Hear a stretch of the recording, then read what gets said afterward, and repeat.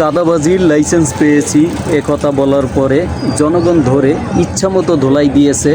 ধোলাইটা কেমন হলো অবশ্যই জানাবেন।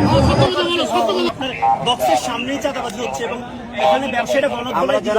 ওনারা দেখলো, আপনি দেখলেন না যে আমি আগে চাঁদাবাজির লাইসেন্স ছিল না, এখন লাইসেন্স নিয়ে আসছি। তার মানে মজনু ভাই তাকে না চাঁদাবাজির লাইসেন্স দিয়েছে বিএনপি থেকে। বাংলাদেশে কোনো চাঁদাবাজি চলবে না। চাঁদাবাজির জন্য এত কিছু হয় নাই তো। উনি চলে যাচ্ছে। আমাকে ডাকছেন। আমাকে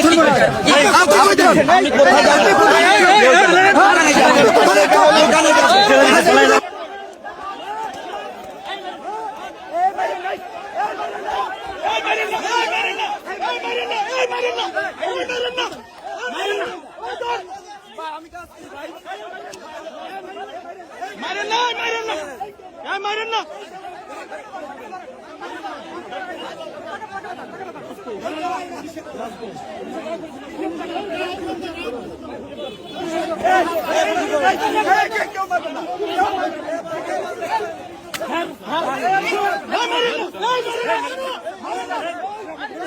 মারেন না ভাই, মারেন না, আমরা দেখতেছি।